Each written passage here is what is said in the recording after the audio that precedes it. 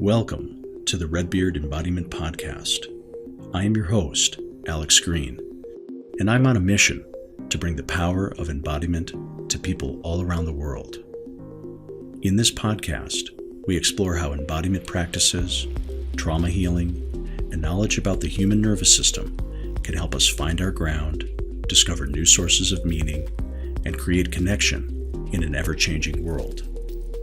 The deepest change is embodied change. All right. Good morning, everybody. Today I have the big pleasure and honor to be sitting down with Doshin Shim Roshi. It's definitely morning because here I'm in Boulder, Colorado. It's about 6 a.m. in Honolulu, where Shim Roshi is joining us from. And Shim Roshi and I have a connection through our Zen training lineage, going back at least about 20 years or so. Both of us have trained in the Chozen-ji style of Zen Buddhist meditation or, tradition. And back in my early days, when I was about 20, 21, 22, I was doing basically a 1,000-day live-in training or residential training at the temple outside of Honolulu. And I had the good fortune of connecting with Shim Roshi, who once a week would come pick me up from the temple in Kalihi and drive me out to his home near Makaha Beach in a different part of Oahu. And I got to do some Zen practice, but in combination with being out on the water with outrigger rowing, canoeing club. And so that was good fun. So that was sort of when I especially got to know Shim Roshi in those early days.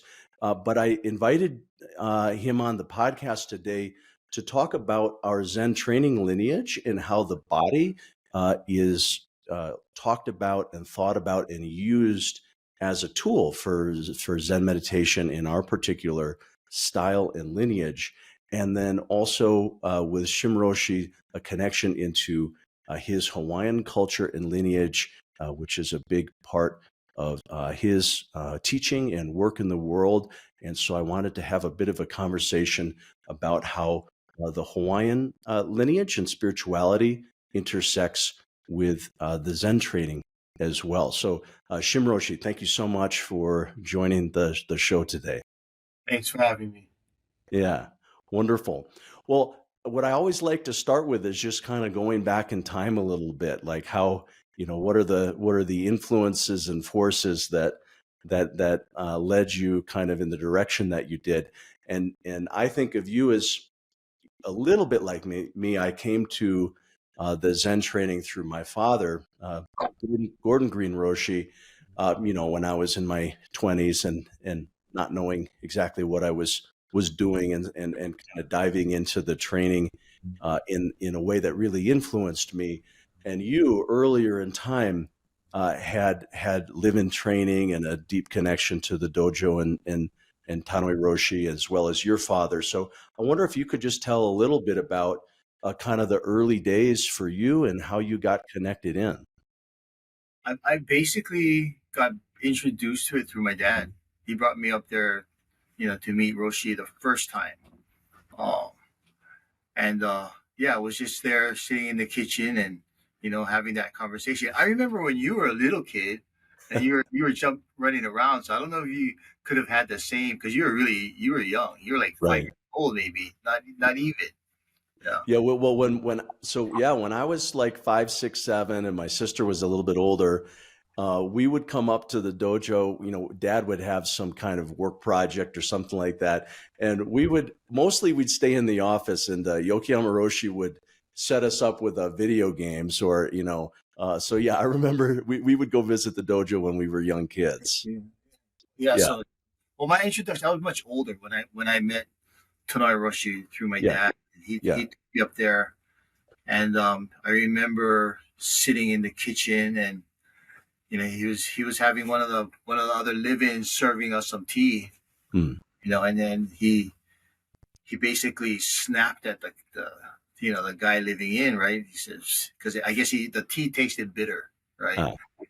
And then I think the kid said, or the live-in, I forget his name, but he tried to talk back to Tonai Roshi, and Tonai Roshi just snapped back and just shut up. That's the problem with you kids now. You always got something to say back, right? Right. And then he goes, I got to fix this. And he goes, wouldn't you feel bitter if you just got thrown in a bunch of hot boiling water all at once? And so that was my first introduction to Tonai Roshi as far as, what he was.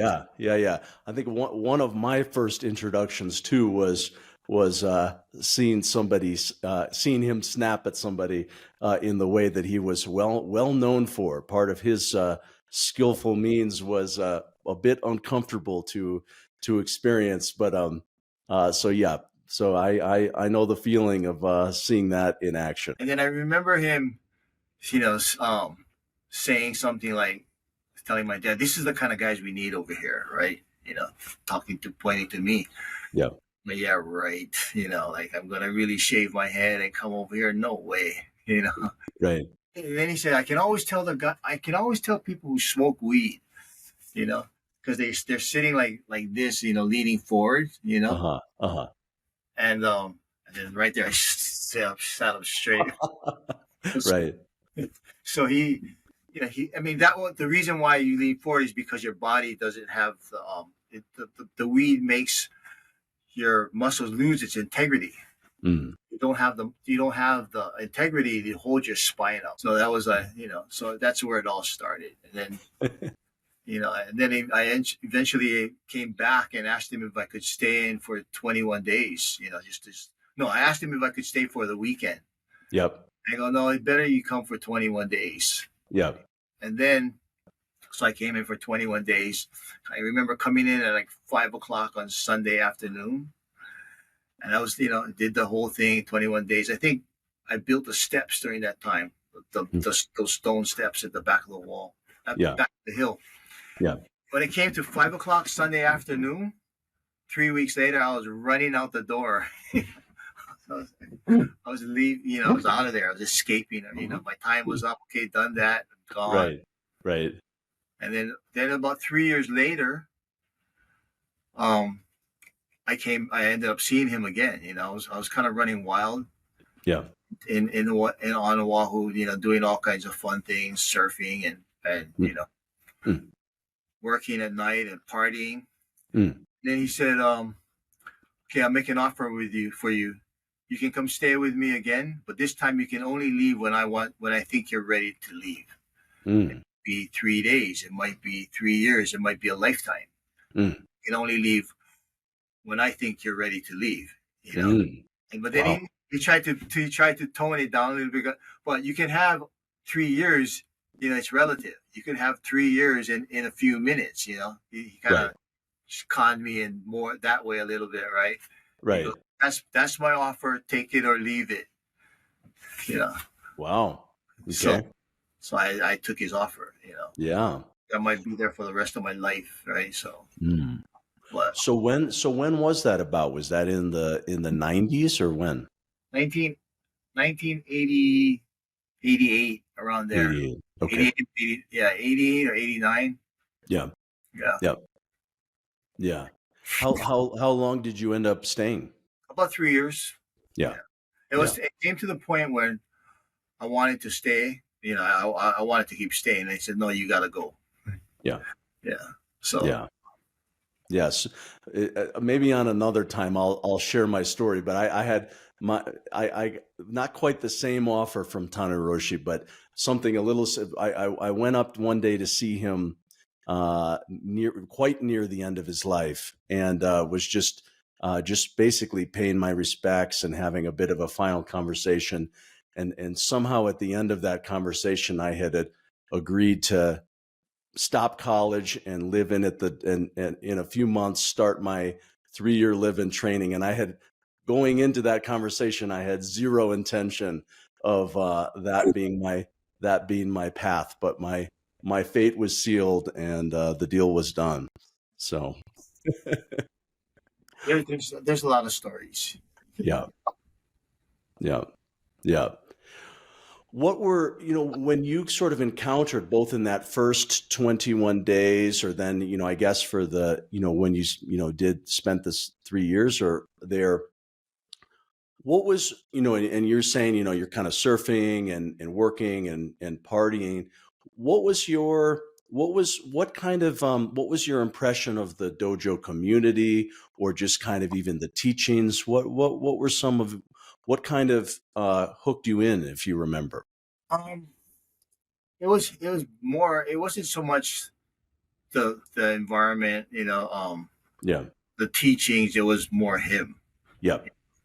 and in fact, I remember when I first went to go visit him after my first introduction through my dad.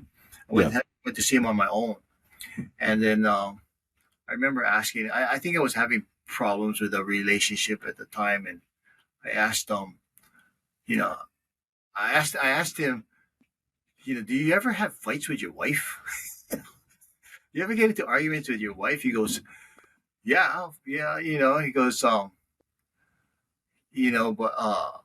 but what did he say? He said, but I couldn't have built this place without her, you know. Oh, this is what he said. He said, yeah. So does she ever get, I asked her, does your wife ever get mad at you? Yeah, but that's her problem. That's not my problem, but I wouldn't have been able to build this place without you. I guess you just gotta appreciate it. Yeah. Well, let's talk a little bit about, kind of the role of live-in training, because a lot of people, they get interested in meditation. Great. They learn how to sit.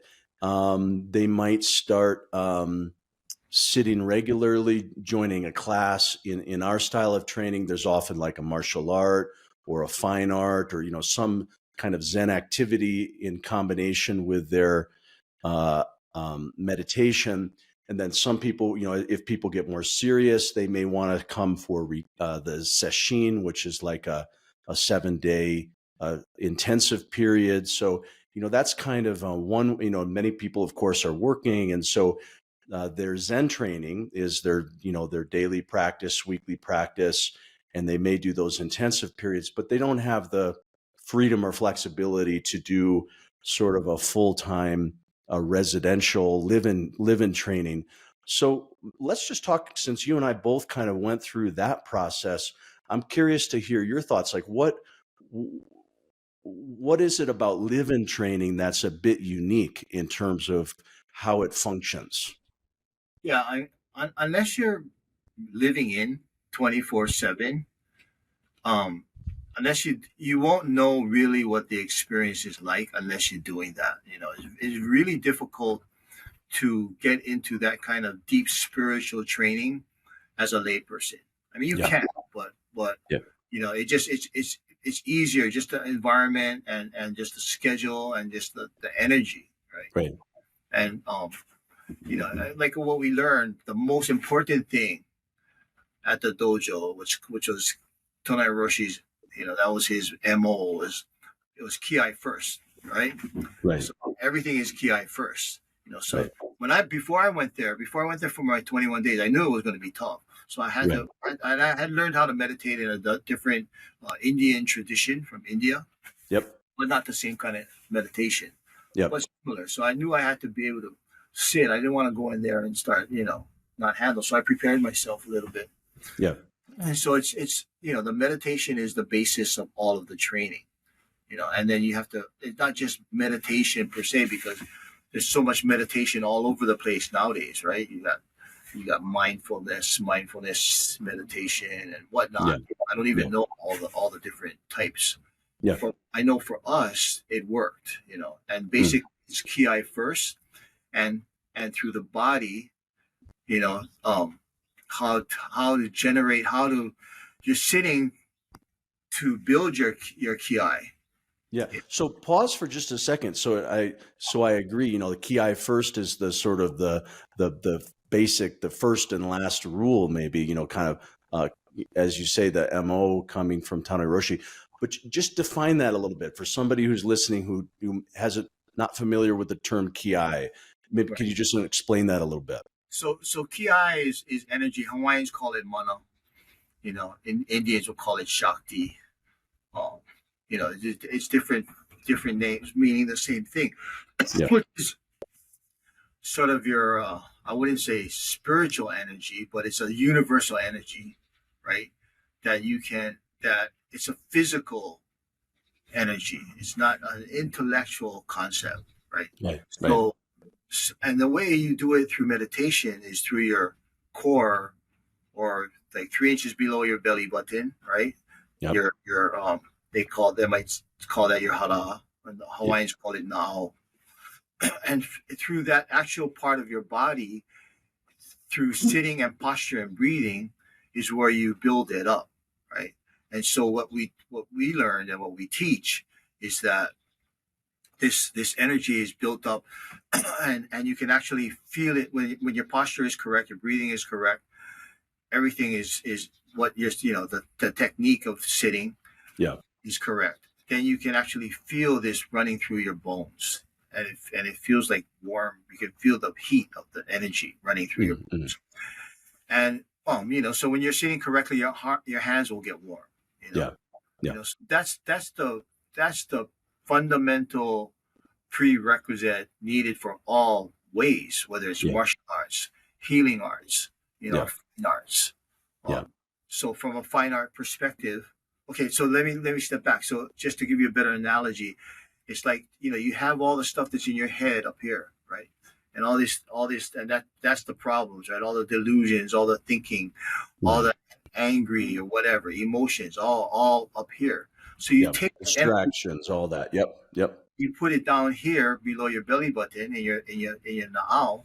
Yeah. It's kind of like getting fire, and then there's a pot of water, and you're heating up this pot of water in your na'au, and that creates steam, and that steam is energy that goes out through the body. Right. Well, now from a fine arts point of view, like when we do calligraphy, or ceramics, or yep. So the energy that you generate through your na'aus comes out into your fingertips, goes into the brush, and that way it goes into the ink, and it determines how the ink penetrates to the paper. Right. So so if you see that in a piece of calligraphy like the ones you have behind you, right? Somebody that's really highly evolved, the way that if you look at the way that ink penetrates into the paper under a microscope, the lines are really clear. It's not fuzzy or it's chaotic. Yeah. There's a specific clarity to it. Yeah. From somebody highly evolved. So that same energy that can go into fine art determines how you're able to, do body work, right? Right. The body work is dependent upon that, right? Or whatever else you do, That energy, it stays around. It doesn't die with the person. Like I remember Tonoi Roshi gave me one of his bamboo shinais.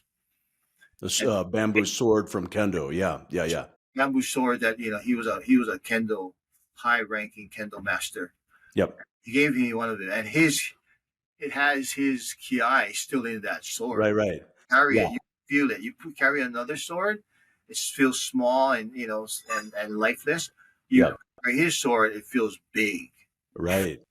I have one too, and I agree, and I'll just sort of interject for a moment, because to me you're talking about, like you say, just the foundational piece of our lineage of Zen training, this Kiai first, and I'm just going to share for my own experience. I came into the training at 19, 20 years old, something like that, and I was coming from college. I was studying philosophy. All of me was here, and so Tanoi Roshi and some of the other teachers, they start talking to me about, oh, can you feel this? Can you feel that? And at first I couldn't, and I thought this is total BS. But what was lucky for me, what I really think basically changed the course of my whole life, was spending enough time with Tanoi Roshi and other teachers, where if I could suspend that, my initial, it didn't match my worldview, and I didn't match my experience, but if I could set that aside I was able to experience very clearly, okay, wow, these people know what they're talking about, and there's something here that I know nothing about. And so became sort of so for me, I had to really sort of set down that, in my case, that real intellectual pursuits. And so when I started my live-in training, something I remember so clearly that I appreciate is Sean Tajima Sensei. I already had a Hara belt. So you're talking about what is it? Is it Na'au or in Hawaiian? Yeah. So Hara is the Japanese word, or Tanden, or Dantian would be the Chinese word for kind of that low energy center below the navel. And learning to breathe in that way is so critical. So we wear, when you're a new student or even later on, you wear, there's a thing called a Hara belt, and you wrap it around below your navel. And the reason for it is it puts a little bit of pressure. So when you're breathing, you have something to kind of push against in the style of breathing that we practice, which is helping to develop the tanden and create the Kiai that Shim Roshi is mentioning right now. In any case, so on my first day of my live-in training, Tajima Sensei handed me a fresh new Hara belt, and he said, "This is the closest thing that we have to a Bible in our tradition. Wear this every day. Wear it 24 hours a day. Only take it off when every few months you throw it in the laundry." And that's this. And other than that, that's basically all you need for these 3 years. Otherwise just follow the daily schedule. And so for me, that was so important, because it just, I didn't do any reading of the Buddhist philosophy, nothing like that. And so those 3 years, it was all about a physical practice, waking up early, doing the meditation, making breakfast, shifting into the workday. It's a lot of manual work and using the body from building and moving stones, as you said, but always keeping in mind, all right, what's happening in my Hara? Can I stay centered or connected to this thing? And for me, the simplicity of just kind of moving through, just taking what comes at you, and but finding this physical centering with this Hara belt was kind of like the antidote that I needed to kind of find out that there's a different way to engage with the world and the present moment, not interfering by this kind of thinking. So that's kind of my own description of why that 24/7 kind of training was important for me. Yeah. Yeah. I wasn't too much into the Hara belt. You didn't use the Hara belt? I wasn't into it. Yeah, honestly, I hardly ever wore it. Wow, we had a completely different experience. You hardly ever wore it? Pushing it at one point, and I put it on, but to me it was irritating. It was in the, Yeah. For me, it became like a second. I felt weird without it. So I mean, you use that to facilitate that pressure in below your navel, right? Below your button. We call it pico. Below your pico, you use it to facilitate your pressure. Yeah. But one other, I forgot to mention, as far as, well, we didn't really go through the mechanics, and we're not going to do that here. But besides taking that pressure from up here, putting it down there, the important thing to know is that your anus got to be slightly closed. If you that's really, really important. So if your anus is slightly closed, that automatically kind of puts pressure below your navel. Right. So that was more of my Hara belt, was making sure my asshole was slightly closed. So so you and the reason you do that also, the way Nawelu Roshi explained it, is that when your anus is slightly closed, you can't think at the same time. Right. You can't have things going on over here at the same time. So he used to say like this. So if you see somebody walking down their street with a frown in their head, their asshole is wide open. Yeah. So I totally agree. And, the tension and in the anal sphincter kind of relates to because, I think a mistake in the beginning with Hara, the developing that lower center is thinking it's just the tanden, but it's a whole, it's kind of how you organize tension in your pelvic floor, in your whole hips and pelvis, how that tension creates centeredness or connects to the rest of your body up all the way up to your face and down to your toes. And to me, the part of the reason I think that the martial arts is so strongly emphasized in that training was that in martial arts you're and also of course in fine arts, but at a more refined level. But the in martial arts, you're kind of learning how to keep that physical centeredness in relationship to the rest of the body in various sort of applications and things like that. Yeah. Yeah. I mean, yeah, no, exactly. When you're centered down there, and then especially when you're sitting, then you can start to relax everywhere else. Right. Right. You just go through your whole body and just consciously letting things go, so you become completely relaxed. Yeah.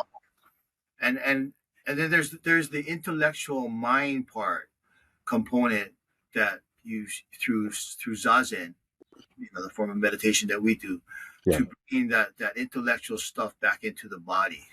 Is constantly bringing it back to the body, and that's basically what we call shugyo, which is one definition of shugyo is like a deep spiritual forging, right? But I like the one that Yokoyama Roshi uses all the time, and that's his definition of shugyo is more like it not to let the mind stop, right? So all of the problems that we have, whether it's physical or mental, kind of start from this mind that gets stopped. It's stopped and attached to this or that, right? Yeah. From a martial arts point of view, if somebody is yielding their sword and my mind gets stuck on their sword, I'm dead, right? If my mind gets stuck on my sword, I'm dead, right? So the training is about how to not let the mind stop. Yeah. So for us doing Zazen, the thought comes in while you're sitting. What we do is we bring it when you're first learning, we bring it down by counting your breaths. So one breath is one count. Yeah. Short inhale and long exhale, right? Yeah. Try to breathe, like maybe one time in a minute would be ideal. Yeah. Whereas most people breathe about 17 times a minute. Neurotic people breathe faster. Yeah. So when we have a thought, we bring it back to the breathing. Yeah. And slowly the thoughts start to disappear. Yeah. Yeah. Then you can get from there, you go deeper into your meditation. Right. As through that practice, building up your Kiai, and making it stronger and stronger, which affects, your ability to do body work. Right. Well, so let's talk for a minute about, the kind of the curriculum that Tanoi Roshi and his teacher, Omori Sogen Roshi, kind of developed. Well, because Omori Sogen, Japanese, a Zen master from in Japan, had trained in Zen, but also extensively in Kendo or sword arts, and then also extensively in calligraphy, a traditional Japanese calligraphy. And so the phrase that got kind of brought down into our style of training is this phrase of Zen Ken Sho. So Zen as in Zen meditation, Ken, sword, and Sho, brush, referring to this idea that there's that the development process, as you said earlier, to evolve oneself using shugyo or that sort of deep forging or kind of training at that deep level can be done through different angles: meditation, martial arts, fine arts, and that there's a reason why there's a benefit to exploring from a few different points of view. Can you just explain a little bit either for you personally or even just in general, why is it important to kind of look at things through those few different angles like that? Well, Ken Sho is what that describes is well, the training is basically how to not let the mind stop, Right. and so that you can see your true self nature, right? Yeah. So, I think that I'm not really good with all the Japanese terms. Right. Honestly, I don't really remember what You're they. not attached. You're not attached. I like it. Okay, good. A lot of Eko Ki Kan Myo, right? I Right. kind of know what that means, but Kensho, what Kensho is basically enlightenment. It's the enlightenment experience. So, Kensho is when you see your true self nature. That's when you become enlightened. Right. And what is that? What does that mean? Right. But I guess what I'm talking about is like the Zen, and then like the martial arts, fine arts, and sitting. So, because the way that how I've thought about it is, sitting is in some ways the easiest circumstances to basically to practice, to refine your breathing, learn to slow it. It's kind of in a way, artificial environment, because there's not much coming at you other than what's coming up from inside, your pain or your own thoughts or things like that. But then in the martial arts, it's very physical. And in the fine arts, there's more sort of a refinement. And like, I know for you, a lot of martial arts, and then you're very artistic with your painting. And so I know you've kind of studied through those three ways: sitting meditation, martial arts meditation, if we want to call it, and fine arts meditation. To you, do you think it's important to kind of, for you, that you worked through those different ways to kind of integrate them? Yeah, I mean, definitely. You train in one art, so say you might have karate and you might have music, right? Yeah. So you train in one art, you come and print the principles of each of martial arts and fine arts are the same principles, right? Yeah. They're cooking. The same principles of cooking are the same principles of judo, right? Yeah. Or kendo. Principles of time and space and energy, right? When you're cooking something, the food has to be clear. It has to, same with when you're throwing a punch or you're drawing a line. Yeah. So when you train in one art and you come to a block in that one art, you're going to find the breakthrough for that same block in another art. So that's the importance of having all those different things. That's why the dojo basically you're training in fine arts, martial arts, and liberal arts. So you do need to, that's what you train in one to find the breakthrough in the other. Yeah. And to be, also to be a kind of, you don't want to be, I guess it's sort of like, sometimes you'll make the comment like, all right, well, somebody like, Michael Jordan or LeBron James, surely they're in a high level of functioning when they're in the zone playing basketball. Or we talk, even in non-Zen Western culture, we talk about being in a flow state or being in the zone. And people can develop that where in their area of expertise, where they're operating at a very high level, a non-stopping mind and all that kind of thing.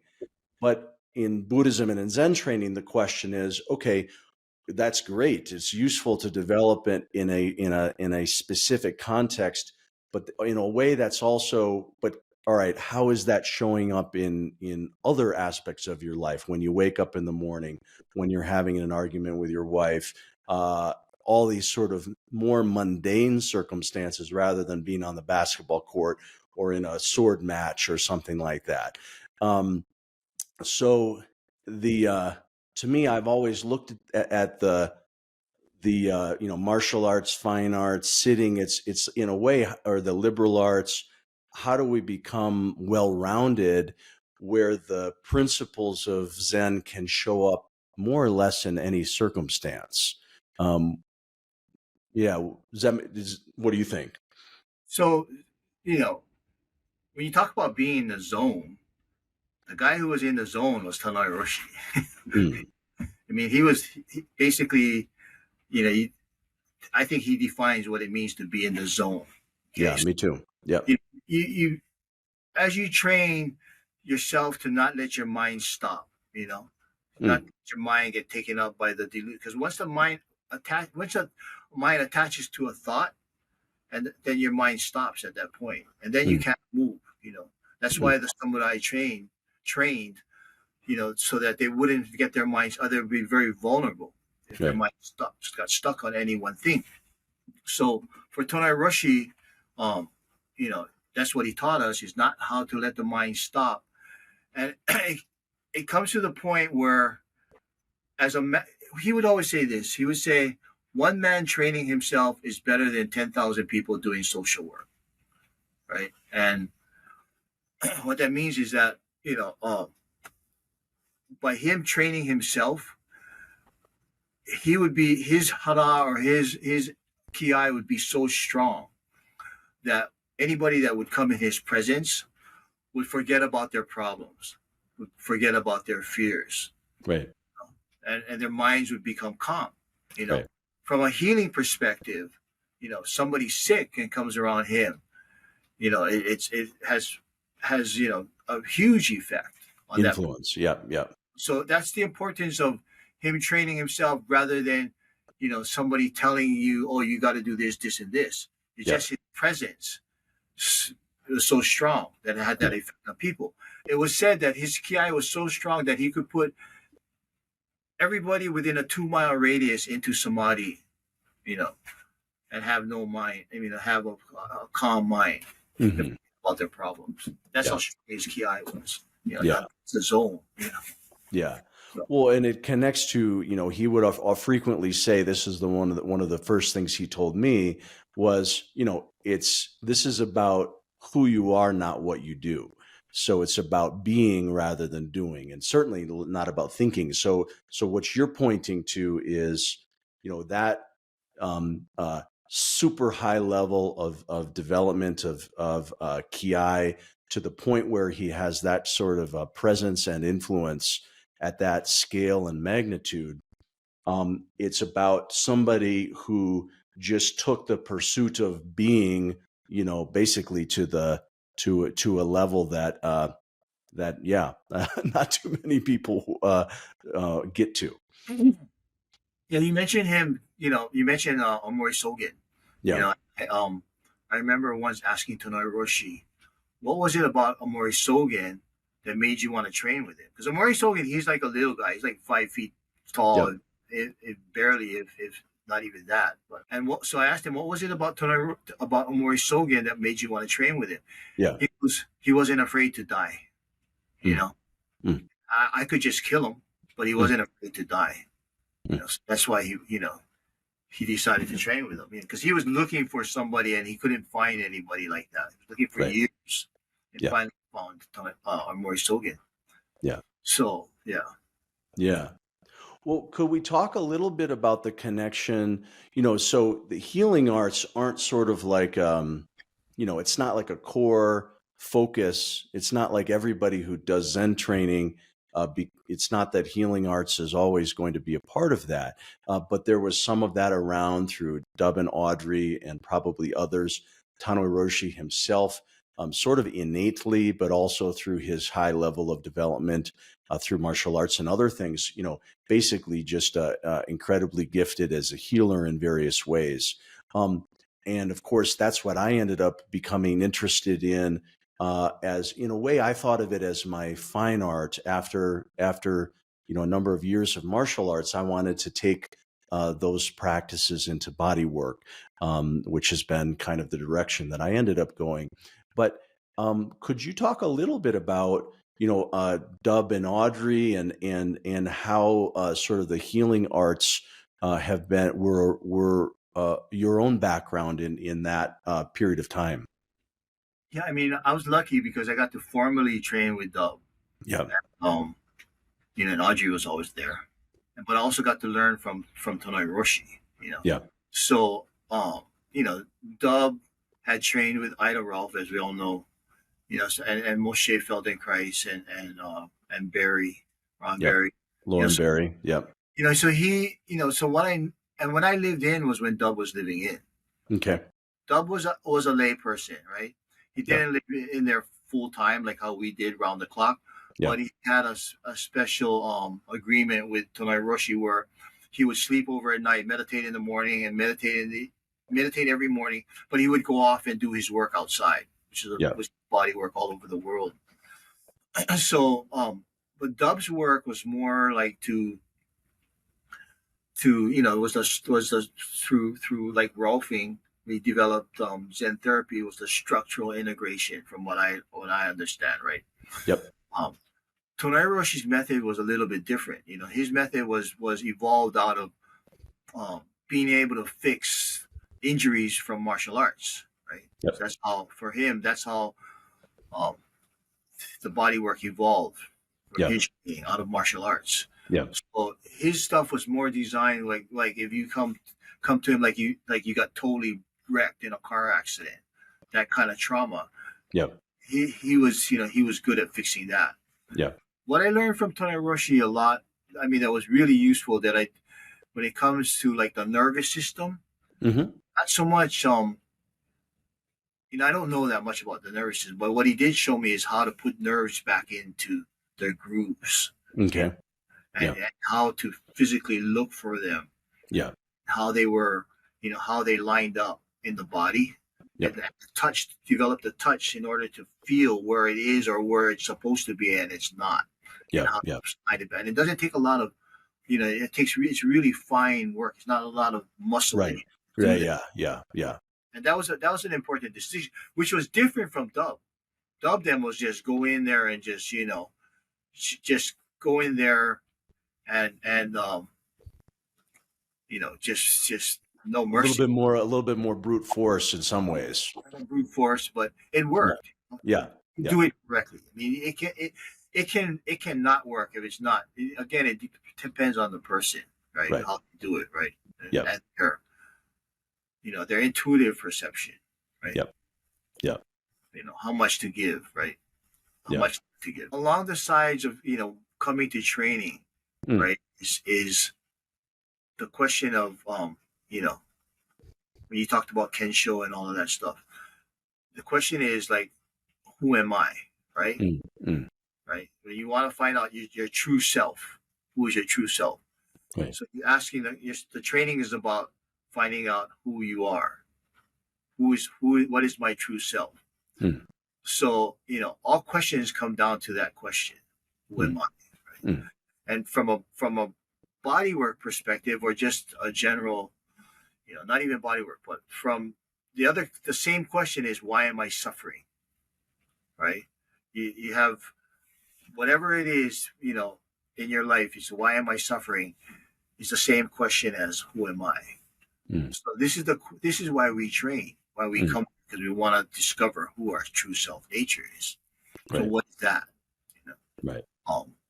And it's not something intellectual. And maybe I'm going to get ahead of myself, but it's something that can't be known through just general knowledge. It's unknown. Right. We'll talk about that later.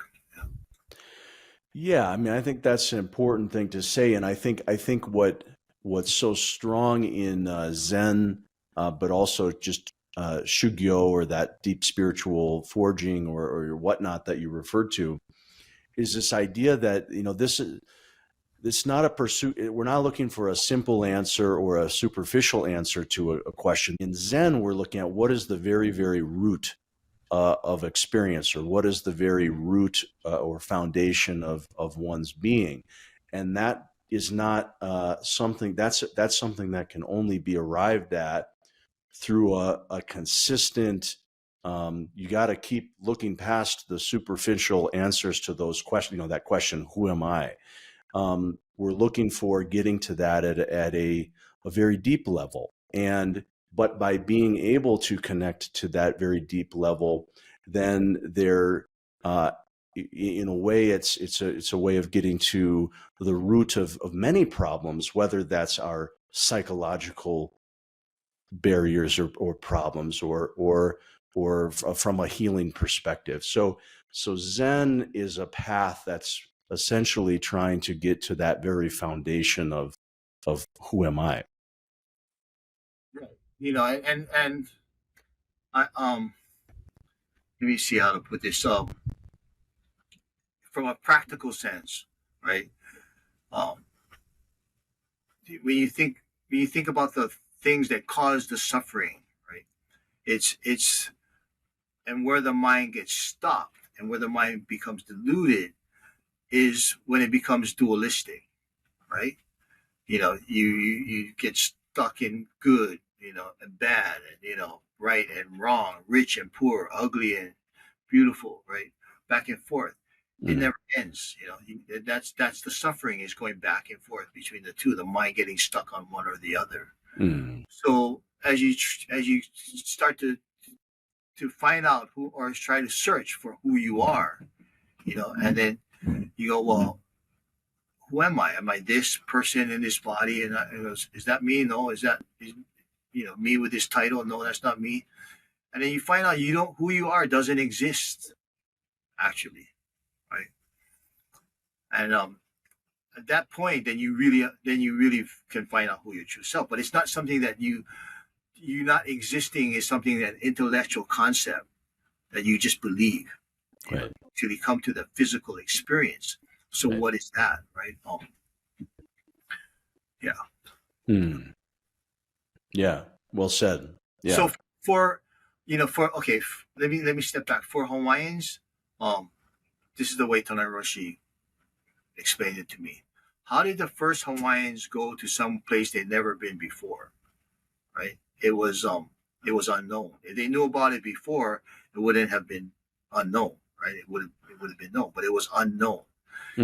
Intuitive perception was off by just 1 degree, we wouldn't exist as a culture today. You know, so we would have bypassed and we would all be dead. So the essence of culture is the ability to know this unknown. So how can you know about something that's unknown, right? And this is what the Zen training does. You know, it develop a way to know the unknown, so that your intuitive perception is correct. So how do we do that? It's not just an intellectual thing to do it. Again, it has to come back to the body. Right. So to intuitively know what cannot be known, it goes back to your hara when we sit. When your hara is set correctly, your sphincter muscle slightly closed, 180 degrees with your vision, long exhale. Everything else is relaxed. If everything is pressured down there, whatever decision you make is intuitively going to be the right decision. So, you know, we've done all kinds of exercise that help you practice and facilitate that. Yeah. So that's where the intuitive perception becomes. So even when you're doing body work, you know, your intuitive perception is developed and is enhanced and is facilitated by your ability to you know, have your hara set correctly. Then you're going to know, okay, there's something wrong here in the body, or not, where to go. So that's an important thing to remember. No, I think that's really important because and as I'm now teaching body work and Zen integration body work is what I'm calling the integration that I've done. That's exactly the distinction that I'm making is, you know, when you're one way to learn body work or many different things is you learn various techniques or what might be called a clinical reasoning. It's sort of like an analytical process to understand, oh, well, if this muscle is like this, then this must be like this. And first I need to do this. And this is, so that level of reasoning would be an intellectual or an analytical reasoning. Now there's some value in that. It's not that that's incorrect, but what I'm much more interested in when I'm teaching body work, and certainly when I'm practicing body work, is how to, okay, sure, I learned all of those things, but a much more effective way for me to be as a body worker is when I can be in that centered state, just as you describe it, collected in the hara, 180 degree vision, relaxation other than the sort of connection into the ground. Now, from that place and engaging through touch or even not through touch with a person, it's in Zen, we call it kan, or intuitive perception, as you say, that can start to guide the way. That's a much more, that's a much deeper way of a much more accurate way of working with somebody than relying upon this sort of so-called clinical reasoning, which again has its place. I'm not trying to discredit that.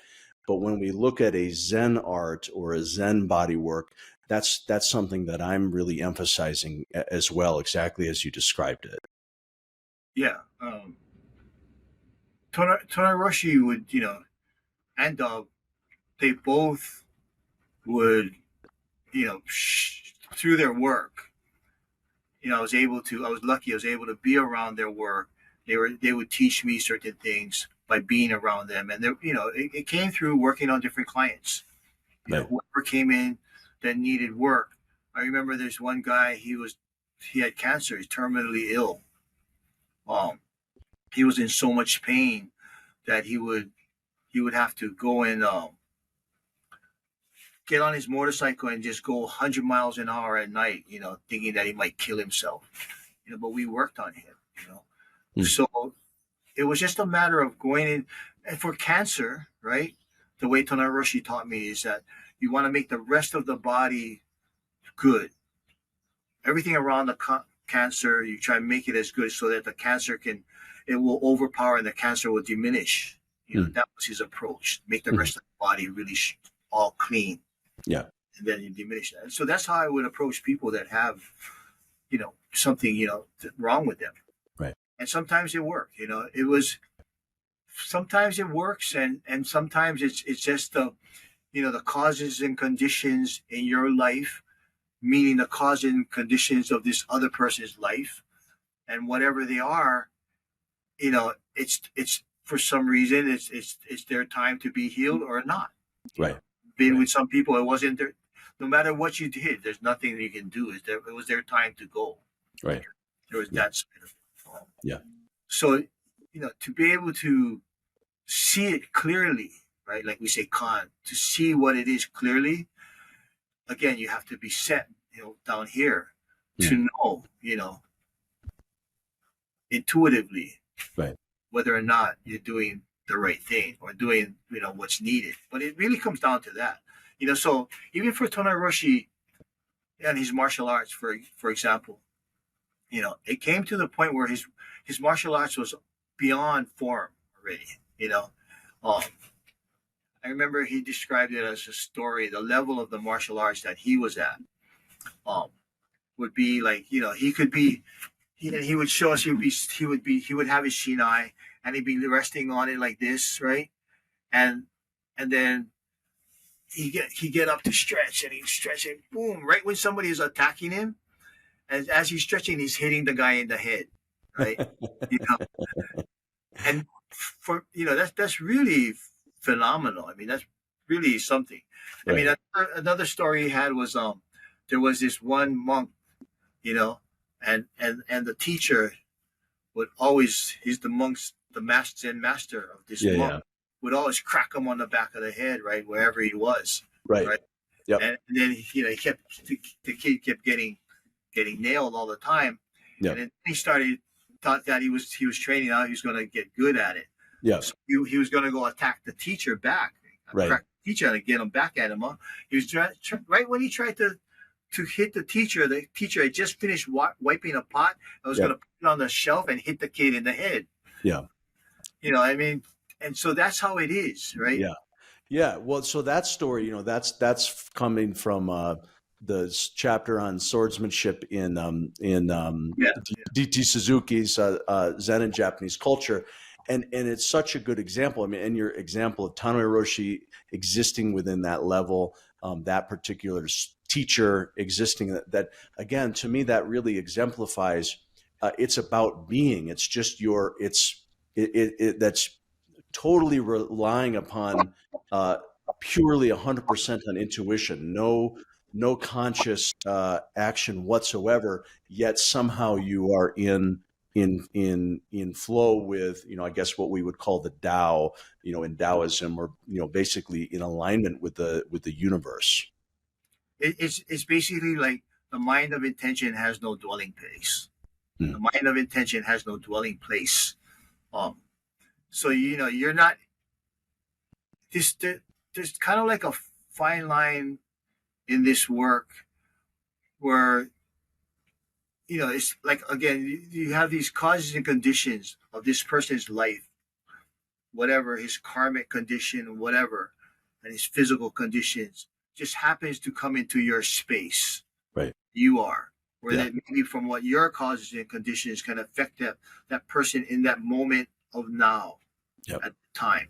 Yeah. And that's all there is, So it's not like it's like getting into a fight, right? Like nowadays you got guys, they're training for martial arts for, to fight in MMA or whatever, to be to win a tournament. Yeah. Whereas Tonari Roshi's martial arts might be where you don't even train for all of that. And he might not ever have a fight, maybe just that one fight, which would result in not all of the training that he had. The training gives him the ability, but the actual fight would just be, going to lift, stretch out. Yeah. And take care of or if somebody's attacking him and he just, had his keys or something and flew it into the guy's eye. So that's the same with body work. Yeah. Same kind of connections. For me, I used to do it as a business, but I don't do it anymore as a business. I do it only when I meet somebody that needs my help, whether it's a friend or somebody that's, and then either it helps or it doesn't. Yeah. No, but what you're saying is that your best work is when you have no plan.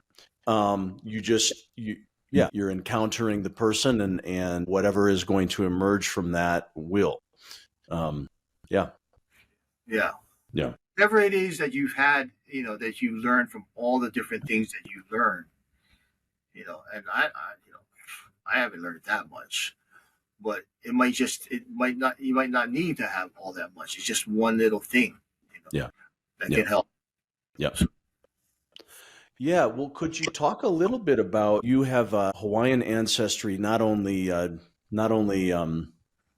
genealogically, but, an important part of your work in the world all along, and now is through your Hawaiian heritage and spirituality.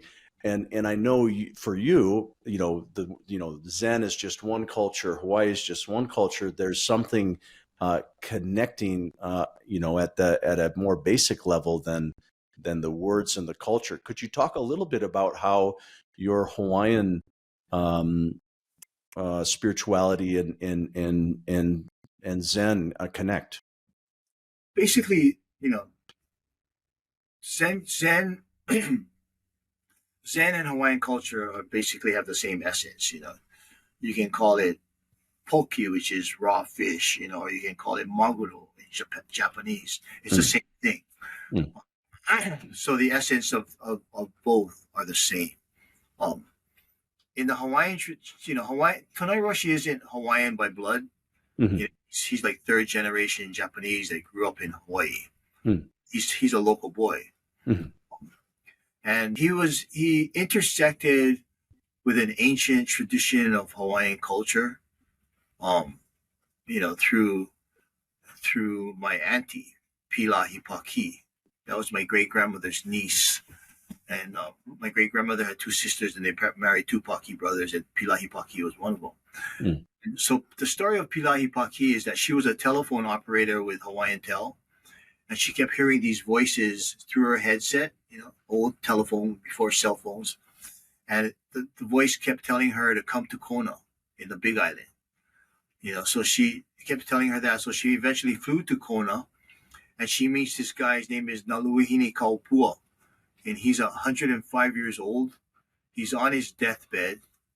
And this guy was a champion rodeo cowboy. He was a lua master, which is the Hawaiian martial arts, bone-breaking martial arts. He was a master of that. He knew where all the springs in Hawaii were. He knew the land. He knew the stories of the land. He had full knowledge. He's 105 years old. He's on his deathbed, lying down. When she reaches him, he levitates straight up. This is the story.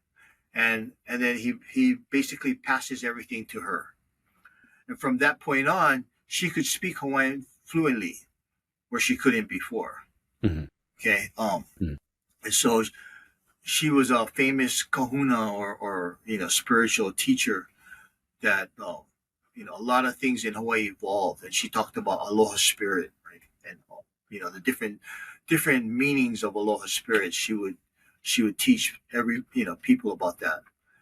Eventually, before she passed away, she was kind of sick, and Dub and Audrey and my dad took her to meet Tonai Roshi. And then when she could barely walk, they had to kind of carry her in. And then Tonai Roshi came down with his with his full ceremonial robes, and he started to work on her, fed some Kiai through her feet, which incidentally is one of since I mentioned that, is a really powerful way of helping people, especially when they're dying, or feeding ki or chi through the feet, right, and just facilitating, and that's part of the process of clearing up the body, so you can getting rid of the blockages, so that the Kiai can be fed. But it's his Kiai, that's body work in its its ultimate form. To me, so he fed Kiai into her so she could live another 30 days, and then she got up. She kind of pretty much just got up where she could barely stand.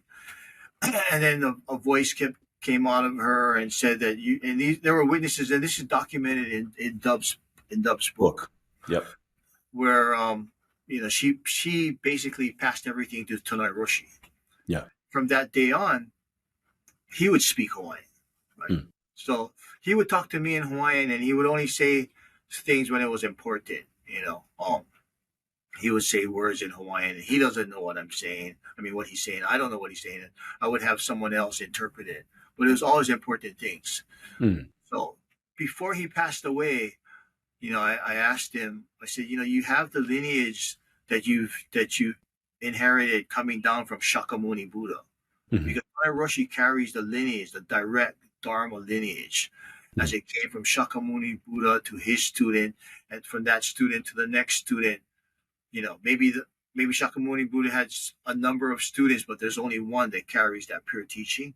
Well, that tradition passed down from India for 27 teachers to the disciples, and then into China, 27. The 28th one went to Japan. First one in China being Bodhidharma. And then 28th went to Japan, and then in Japan there were 27, and the 28th one was either Tonai Roshi or Mori Sogen, but they were the ones that to bring it here to the West. So you have that lineage, Tonai Roshi. You have all your Zen masters under you. Well, what about Atipilahi? Who are you going to pass that to? And he said, for me, it was a really great privilege that they showed me all of that stuff, but it's not up to me. It's up to them. It might be you, it might be somebody else. That's how it is in the whole tradition. So that was, that's basically what happened. So that tradition goes on here, and that's a way of for our ancient Hawaiians to talk or to teach or to be with or to help, in this time. Because on that level for Tonai Roshi, I mean, he would tell me stories. He talk about times when he would describe, these big beings coming down from the universe, like huge big beings, or he would describe things, really out of this world kind of stuff. Or he would describe talking to somebody that had died 100 years ago, right? A high priest, kahuna, that he had talked to, that he had met, So on that level, it's all beyond time and space, right? There's the past and the future. It's beyond past and future. It exists in the now. Real difficult to explain that, but that's kind of what, so there is, that exists out there. You have where Hawaiians come down, and they that lineage going back who knows where. It exists. You captured a lot of what you've just shared in a really beautiful text. The Kekua's daughter. My dad had a role helping to edit that and whatnot. What do you consider your work with this at this stage of your life? Well, in Kikua's daughter, it was a book written by a student of Pila'i Paki. And that book had really, it had, your dad called me one day, right? And he's like, I hadn't heard from him in years. And he called me and he said that he was telling me about this book, that it was a little pamphlet that every time he'd go into the library in the dojo, he'd see this book and it moved him, and he wanted to republish it, right? Because it was out of print. Mm-hmm. And so he called my dad one day and he said, my dad goes, "Oh, who's this?" He goes, "It's Gordon." He goes, "Oh, how's it, Gordon?" He goes, "Yeah." He wanted to ask my dad if he could republish the book. Mm-hmm. So he talks to my dad, goes, "How's your family? How's this?" He does everything to evade answering the question. Yeah. And Gordon had to just cut him short. Goes, "Alvin, can I or can I?" And then my dad goes, "Well, Gordon, you'll know when it's the right time for you to do it, right? You'll know when it's the right time. It's up to you." Yeah. So Gordon felt that it was the time to do it. So that's why he's calling me, because he heard that somehow I knew Auntie Pilahi and all this. I had some background about it. And I told him, yeah, we were related to her. Mm-hmm. I never actually met her, but my brother had done a lot of work with her. Mm-hmm. Some of my cousins had met her, but I never actually met her. Only of her I knew through Tonoi Roshi. Mm-hmm. And sometimes she would be talking to him after she passed. And Tonoi Roshi, Auntie Pilahi said this, and this. You got to do this, and this, And so I would always listen. Mm. So, Auntie Pilahi, Gordon wanted to write this book, and so he's telling me about this. So I explained all of this. So he's kind of blown away that there was that much of a connection. Mm. And he goes, well, if they ever, I was explaining to them the tradition, and he goes, well, if you ever get any, insight from them, let me know what it is. So I go, well, at the start of this conversation, this is what they said. Mm-hmm. Mm-hmm. Wrote it down, right? But there were these words that came. I don't have the words right because I don't remember what it was, but it was at the time. So I wrote it down at the beginning of the phone call. Those words came to me right when I was talking to Gordon. Yep. I told him, well, this is what they said. I don't know what it means, but I think it was something like Kahai Ilia Ava'a or something like that. Kahai Ilia Ava'a, something like that. And I don't know what it means, but I'll get back to you, Gordon. So I looked at, I have to translate literally what it means in the definitions. But basically what it meant was that this book was a vessel to declare like extreme or profound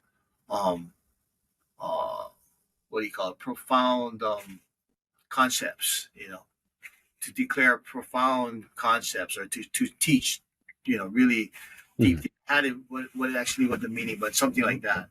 Mm-hmm. That's what this book was supposed to be. And I emailed that to him, after I translated it. Mm-hmm. And which is right what the book is. So, that kind of thing. So it comes, those things happen, our ancestors, what I've learned from this stuff is that, and what the book talks about, how the sounds of the language, like the I, A, E, O, U, contain, certain elements of creation or whatever. And when you say those sounds, whether it's the name of a person, bring that whole being into the moment right then and there, and it exists. So if I say the word Pele, which is the goddess of fire from the volcano, I say Pele exists right in this moment as me, as you, as everyone in that same moment. And through this tradition, the Hawaiians will show you this. They'll show me this. where they will show certain things. And what I've learned is that, so your ancestors, as soon as you say their name, they're there with you. Whether you believe it or not, whether you see it or not, because it exists in something that's unknowable. It's the unknown. Which also, since I'm talking about that, when you ask yourself, who am I? And you find out that you don't exist, it's unknown, right? So that moment where you understand your true self nature is when you realize the unknown, right? And that there's no separation between knowing and not knowing, between knowing and the unknown. It's not something that is an abrupt awakening. It happens like in a moment, like in an instant. It's so abrupt, and it's not dependent upon any training that you've had, anything. There's nothing that is needed to have that experience. It can happen, everything needs to get out of the way, right? Yeah. So the higher level of the Zazen is getting into you become to the point where you're almost unconscious as you go so deeply into your Zazen, into your breath, that you don't even know that you exist, that you're not there, right? So that moment, that abrupt awakening, is when that moment where you're so deep that unconsciousness becomes conscious of itself. And then at that point, you break through all duality. There's no difference between life and death. There's no difference between you and the universe. So when the Buddha seen the morning star, he understood I am, he understood the truth at that moment. And for people, it was different things. So that's the whole, all of this is to get to that one point and beyond that, because, just knowing that is not enough. That experience is what you do with it. Well, getting back to with the Hawaiian stuff, the book, it talks about the letters and the sounds. Like A is the elemental fire, the creative element. So those sounds are, and that vowel, and when you attach it to a consonant, it determines. So you attach it to the consonant K. So you have ka. K is a more masculine, energetic, outgoing things. So ka is like to go out creatively. So those are some of the things with the language. So the sounds that come through the Hawaiian language, which I don't speak, but when they come, they tell you certain things, and it's either going to be delusional or it's going to be clear, and that's a way that I've learned, that I've found, that ancient Hawaiian culture can actually is right here with us today. Is still being transmitted and in the present moment. Yeah. Speaking of kind of words and sounds, I introduced you as Doshin Shim Roshi, which is your Zen, your priest name and Zen and title, and your Hawaiian name, Nawelu Nakai. Can you talk a little bit about the meaning of that, Nawelu Nakai? Okay, so Nawelu Nakai, that's the name that Atipilahi said that our family is supposed to carry. So, and it was carried by the oldest boy. And if there wasn't the oldest male, then the oldest female would take that name.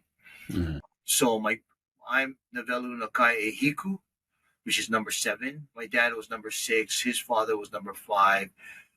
His mother, my great grandmother was number 4, and then it goes back to number 1, Nawelu Nakai Ikahi. And Nawelu means Nawelu Nakai is like the sea, and Nawelu means like the feathering, like feathering. So it's the feathering sea. And I'm literally Nawelu, the feathering sea. I figured that name maybe came down from, as navigators that they were, the first Hawaiian to come, or it came back from that way back tradition, because the feathering sea is kind of like the really perfect seas for going long distance, not too rough, not too weak, but just smooth feathering seas that take you where you need to go for I see. those first Hawaiians that been somewhere they never knew before. Yeah. They came to somewhere they never knew before, right? So that's Right. what kind of, but for me, that's just on my dad's side of the family. That tradition goes back through genealogy through them. Yeah. Then on my mom's side, my genealogy goes back to both my mom's mother and her father, goes back to some of the royal families over here. But the one thing that's interesting is that they were the two sides that come down were enemies at a certain point. So it's from opposite sides of the royal families. So come down to us. So we have both. Yeah. Yeah. Well, and it's so, and appropriately, you're on, you're sitting on your sailboat right now, and could you talk and Little cave over here. Yeah, which is wonderful. And from my understanding, from what you shared with me back in December, you have a lifetime on the water, of course, surfing and the paddle canoes and everything like that. And but sort of some circumstances arose, and this sailboat came into your world, but you had some ideas around bringing sailing and that side of the kind of the water part of your culture. Share just a little bit about that if you're willing to. Oh, I always remember what Tonai Roshi told me. He goes, Hawaiians were a seafaring people. That's how he started the conversation. How did they go where they'd never been before, right? Hawaiians are a seafaring people. So, having lived in Makaha for a long time, I was close to some of the to one of the guys who was one of the original Buffalo Kealana. He was one of the original crew members of the Hokulea, which is a sailing canoe that went from Honolulu to Tahiti. And it was always his, he wanted to always teach. He was a well-known big wave surfer. He's pretty much the guy who's the matriarch of Makaha Beach. And but he always, I had a lot of real close conversations. He was really close with Mao from Micronesia, who was the one who taught all the navigators, this intuitive tradition of sailing using just the stars and intuition and how to go from one place to another. And also, through my conversations with Buffalo, he always wanted to teach younger kids how to sail. He was more into that. And then I just happened to run across his boat. Somebody was, pretty much it just came into my lap, and that's what we want to do with it. Is to teach kids how to sail, teach the generation, and then learn about that, because it's just another art. It's another fine art. The same principles apply to this and everything else. Yeah. There's a certain amount of responsibility you have, a lot of intuitive perception that you need. Yeah. You have to know when to go, when to do things at the right time. Yeah. Yeah. So just another method for training, Yeah. Very cool.